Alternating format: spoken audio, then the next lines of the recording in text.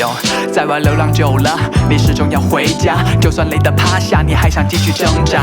内心的声音告诉你什么最让你牵挂。你对他们的忠诚一直没有变化。每次回家，你感到压力山大，还是挂着笑容，希望瞬间到达。各种残留的伤痛在回忆不断掺杂，各种温馨的画面在脑中应接不暇。家是我们身上最坚硬的铠甲，帮我们度过每一个风吹雨打。家可以包容接纳所有情感的表达，复杂的爱恨情仇再次升华。太多的变化让你时而有落差，太多的变化一些气没办法咽下，不断的增加在各个地方的筹码，但唯有家让我们把一切压力都卸下。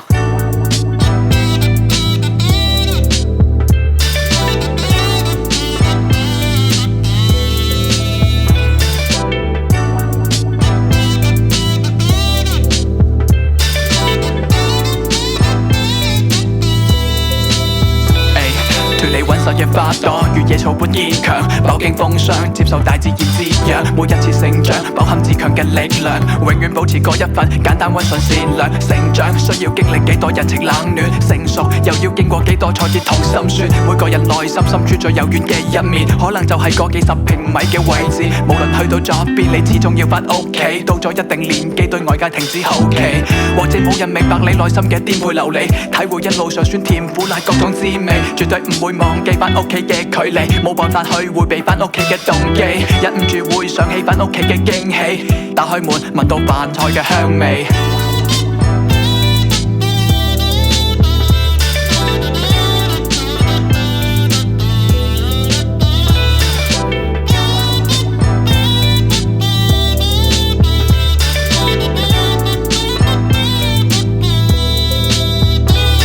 100年嘛，而家黑唔再冇卡，唔話日夜忙碌無事嘅2萬張活卡，人老鋪死 logo， 黑唔再活卡，唔話人潮不斷2萬張活卡，每一團人有自家嘅使命，路一筆開山不念鋼鐵中天，業從打工讓家戶口安享臉命，是一段人去到他城市繼續集劍，有人相逢就係家冇兄弟，有人相逢就係自家一家子，唔夠要重，小狗都是危險，白頭要結，遛狗都是目接，先放路。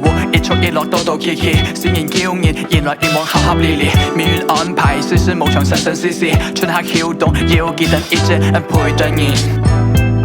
哥哥食飯啦，你幾時返嚟啊？